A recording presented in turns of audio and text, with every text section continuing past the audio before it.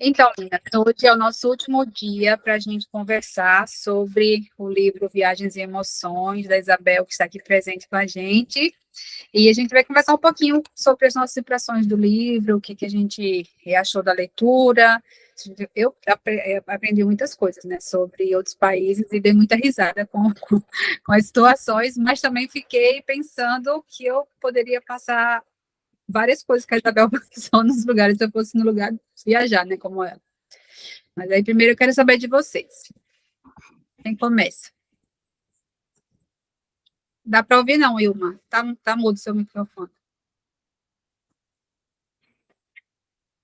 Oi, gente, boa noite. Não tinha nem percebido que estava no mudo. Então, eu quero começar fazendo um comentário sobre o capítulo 10. Lembra que eu tinha falado que eu tinha lido até ele e acabou que não deu para fazer. Eu queria comentar com a Isabel uma passagem que me deixou assim muito.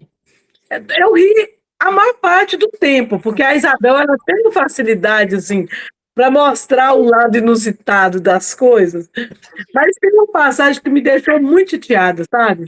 E foi essa passagem aqui da página 69, que quando a moça suíça fala, né, se referindo a todas as brasileiras como prostitutas. Uhum. Hein? Vocês viram essa parte, né? Marquei aqui, ó. Pois é, então. E aí, eu me identifiquei com a Isabel por dois motivos, que a gente sempre fica muito chateado quando há essa generalização, né? Afinal, prostitutas existem em todos os lugares, é a profissão mais antiga do mundo. E eu me identifiquei com a Isabel dessa dificuldade. Às vezes eu não tenho uma resposta na ponta da língua e eu fico sabe, eu fico sofrendo de não ter respondido na lata. E aí eu digo que você foi elegantérrima, né? Quando você faz a resposta para Foi ela, maravilhosa. né? Não deixou de dar a resposta, mas não desceu do salto, né? É até assim, muito bacana essa parte, Isabel. Na verdade, é assim, é muito mais difícil, principalmente quando nós só poderíamos nos comunicar em inglês lá, né? Era uma aula de inglês e não adiantava eu xingar ela em português.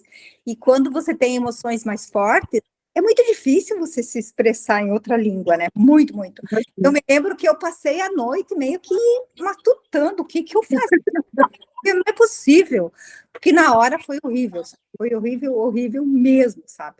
Porque, assim, a gente até conseguiu desviar o curso da história, porque passou por mim, outras pessoas também, eu acho que perceberam que era uma coisa muito, muito ofensiva, né? E mudaram a história, porque cada um fazia um pedaço da história, mas realmente, olha, e daí no outro dia foi aquelas coincidências maravilhosas, né? Que me colocam a moça no meu grupo, e daí nós estávamos discutindo alguma coisa que dava bem para eu fazer um gancho, né? Então, acabou acontecendo. Mas, olha, te digo, foi bem, bem difícil, sabe? Eu fiquei imaginando como é para as pessoas que vivem fora do Brasil e que enfrentam essas situações de preconceito, sabe? Muito.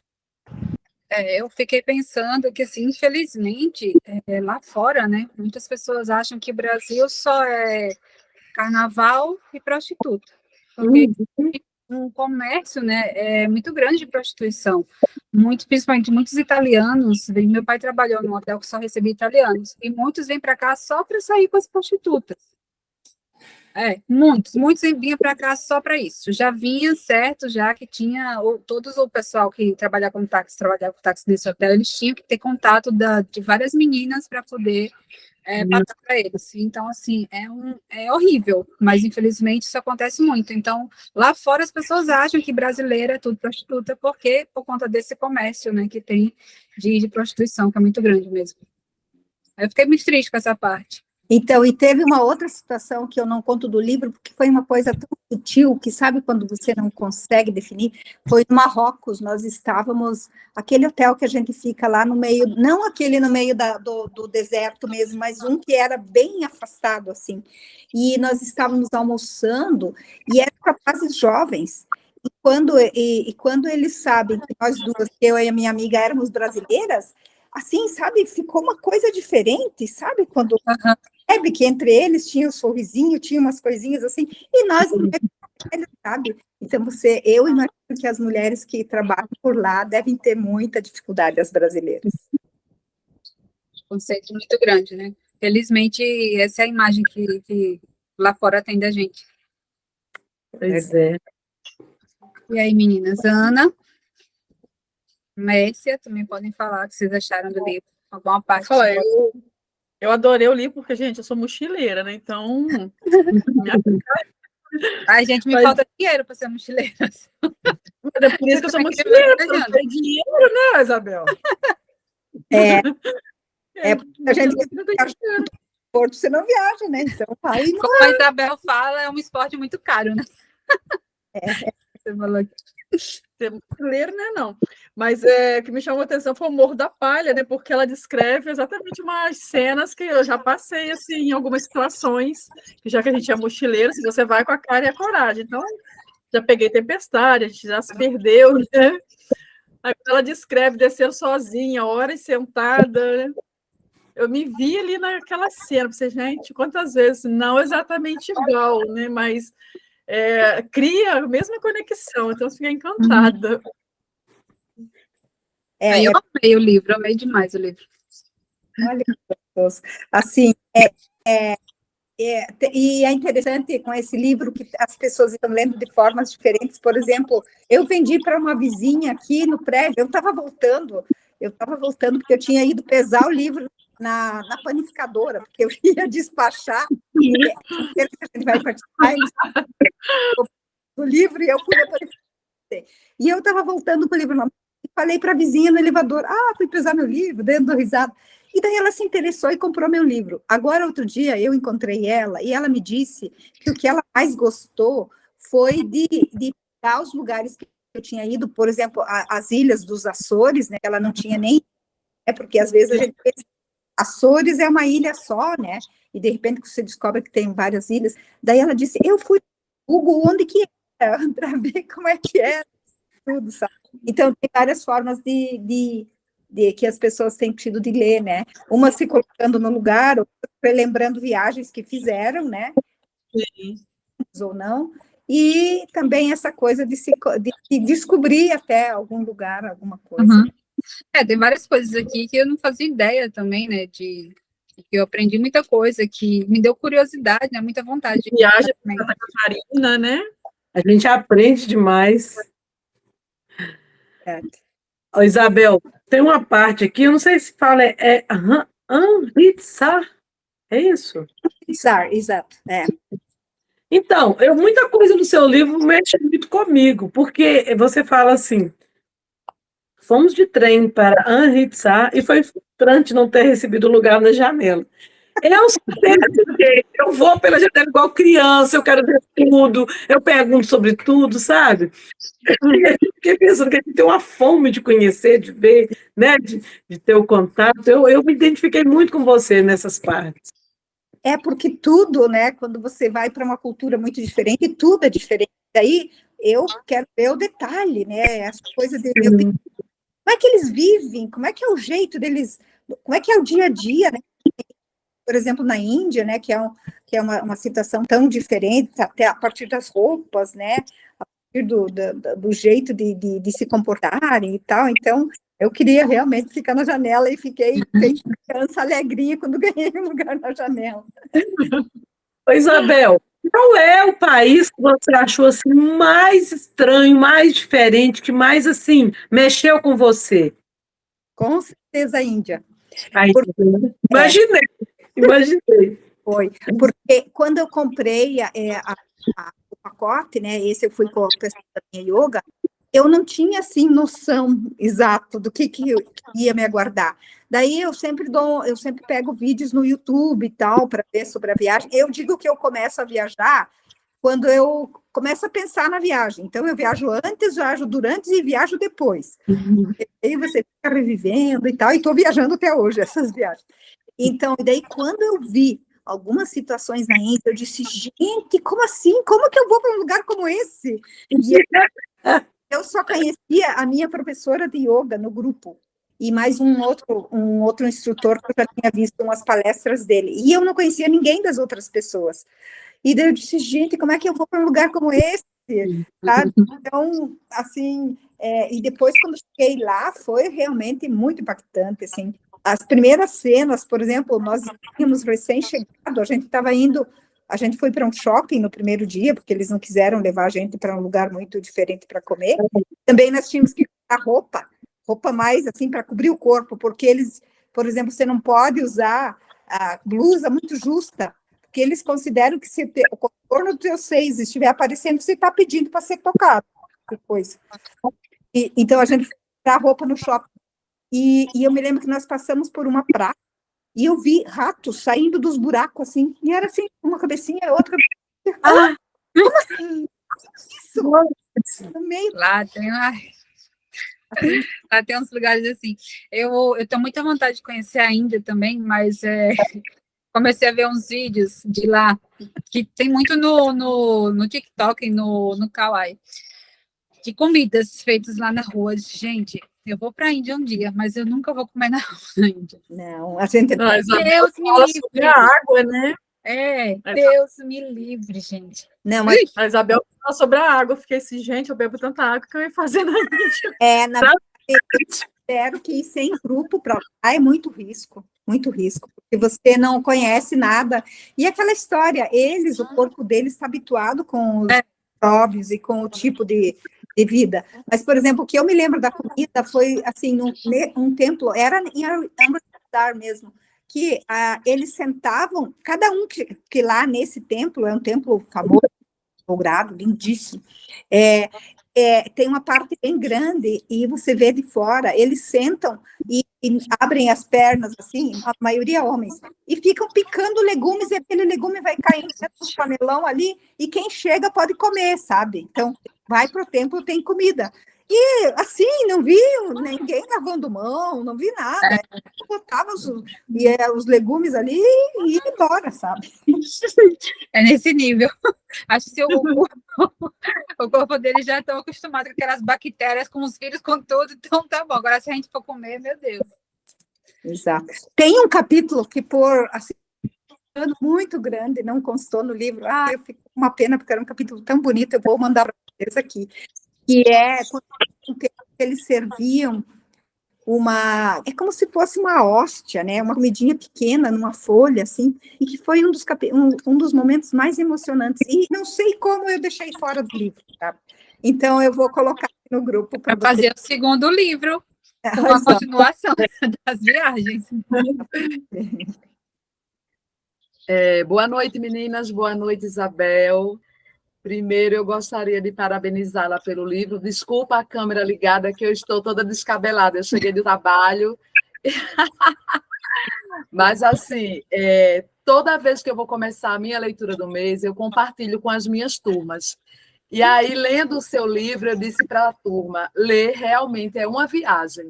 E, através desse livro, eu estou me permitindo conhecer outras culturas, outros países, outros modos de ser e estar no mundo. E, assim, eu tenho pretensão de fazer uma viagem assim, ou várias viagens em grupo, mas eu fiquei pensando, quando eu estava lendo alguns contos, com relação à língua, né? E achei muito legal aquela passagem que você ficou estudando italiano. E teve outra passagem também que você foi estudar espanhol e, na prática, não era bem assim. Então, assim, eu achei muito legal e me diverti muito com várias histórias. E, com certeza, é um belo livro. Na verdade, é assim, a gente pensa que... A gente, cai na cabeça da gente, assim, essa questão de falar línguas, por exemplo, você pensa que você está arrasando e tal, e o nosso sotaque, e principalmente o nosso ouvido não escuta, não entende, ou se a gente entende, a gente demora muito a processar, sabe? E daí o outro já não está mais prestando atenção em você, e também esses países que recebem muito turista, eles não têm muita paciência, né? Então, e às vezes o sotaque é terrível. Por exemplo, eu conto ali, quando eu estou na África África do Sul, e na África do Sul eles têm 11 línguas oficiais, imagine. Então, nossa, eu me lembro que teve um dia que eu fui no supermercado e eu perguntei onde era o banheiro. Gente do céu, eu não sei se a moça não me entendia, ou se eu não entendia nada do que ela falava, sei que eu... Então, é muito... E assim, e é bom porque a gente meio que a gente baixa a bola do tipo assim, a nossa realidade, digamos, de brasileiros, o nosso dia a dia é uma coisa, mas a realidade e o dia a dia dos outros é outro. E não existe, a gente perde a noção do certo e errado, entende? Não completamente, mas assim, essa coisa de, por exemplo, a mesma pronúncia do inglês, né? Em um país eles pronunciam de um jeito, em outro eles pronunciam de outro, e se você conseguir se comunicar, já está 1000, sabe? Se alguém te entender e você entender o outro, é o suficiente, não exige. Legal. Da África é uma das mais engraçadas, né? Eu senti isso muitos anos atrás, eu queria muito aprender espanhol. Não cheguei a fazer curso só de escola mesmo, né? E eu acho que nem existe mais.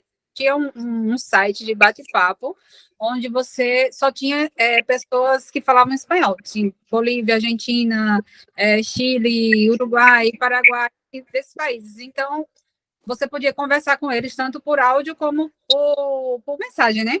E aí eu comecei a aprender espanhol. Só que quando eu ia falar por áudio com eles, cada um de um país, ou de uma cidade diferente dentro do país, era completamente diferente a pronúncia das coisas. Tinham palavras que eram muito diferentes da outra, eu ficava louca, né? Meu Deus, alguns eu tinha facilidade de entender mais, mas outros não. Eu disse, eles estão falando que língua?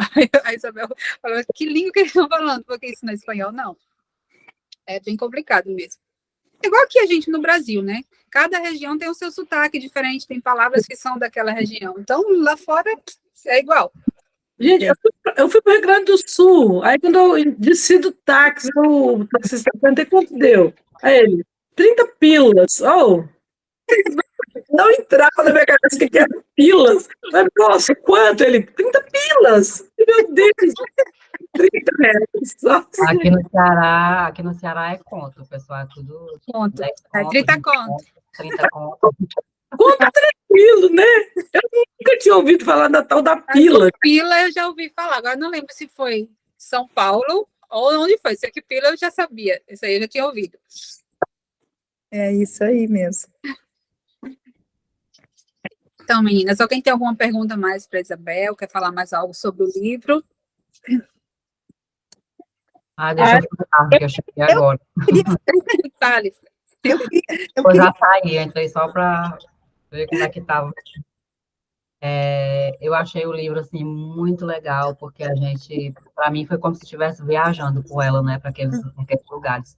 E aí eu me imaginei em algumas situações. Teve acho que duas partes do livro que me emocionaram muito, que foi aquela parte das mulheres, né, ali do Marrocos e tal. E aquela parte também, Isabel, que você trouxe sobre aquele guia, né? Eu não lembro de qual lugar mais. É daquele guia que você fala do almoço, né? Que vocês comeram lá todos os sanduíches e um era o almoço dele e tal. Eu fiquei pensando muito sobre isso, assim, fiquei refletindo, né, porque para a gente que está viajando, turismo, diversão, mas a gente nunca para pensar nas pessoas que estão envolvidas, né? Então, assim, enquanto a gente está se divertindo, os outros estão trabalhando, e às vezes a gente não tem nem noção da situação pela qual essas pessoas vivem mesmo, né? Como é a realidade delas e tal. Então, achei muito legal essa abordagem também. E eu fiquei me imaginando, assim, que eu acho que eu nunca teria coragem de subir no camelo, porque uma vez eu fui inventar de subir num cavalo que tinha lá na terra do meu pai, e, meu Deus do céu, foi um Deus nos acuda para subir no cavalo, e quando eu subi, eu acho que eu fiquei uns 10 segundos gritando desesperada para descer, com medo de cair do cavalo. Eu acho que eu também não teria coragem, porque eu morro de medo de cavalo, né? Acho lindo, acho maravilhoso, mas eu morro de medo no camelo, então... E aí, a coragem de Isabel, né? Assim, eu acho ela muito aventureira e muito corajosa de se tacar assim no meio do mundo, sem falar as línguas direito, e até hoje, assim, eu eu tremo toda vez que eu penso em viajar para fora, porque assim, eu não falo inglês nada. E aí eu fico imaginando, né? Meu Deus, eu vou ficar perdida lá no meio do povo, ninguém, não vou saber de nada e tal, e me bate Tá um por desespero. mímica. Quando eu Mas, for para a Coreia, eu vou falar por mímica.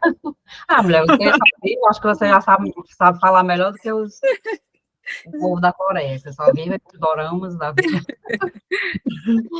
Mas, enfim, Isabel, parabenizar assim, pelo livro, achei uma leitura muito bacana, muito legal, a gente embarca nas aventuras mesmo, assim, contigo, sem falar na riqueza cultural, né, que você traz ali e tudo. Aquele incidente de você caindo no banheiro lá do hotel, né, meu Deus do céu, Foi demais, viu? amado. Aquilo foi. Mas, enfim, acho que essas coisas é que fazem a vida realmente, são essas histórias, né? Eu acho que a gente tem que ter história para contar na vida. Quando você não tem história para contar, é sinal de que você não viveu. Então, é sobre isso, é se aventurar mesmo e ter histórias para contar, né? Que aí dá até livro. Daí da livro. Eu queria, na verdade, ter uma pergunta para você, que é uma parte que até, acho que é porque ficou mais no final do livro, o pessoal não comenta muito, que é quando eu falo da viagem para a América do Sul, que foi uma viagem de carro que eu fiz, Eu quero falar disso depois.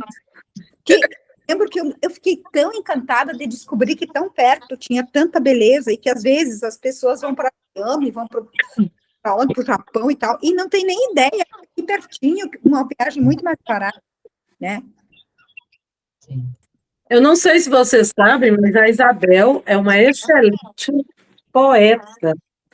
Eu tive a felicidade de fazer parte dessa antologia com ela, que eu toco poesia.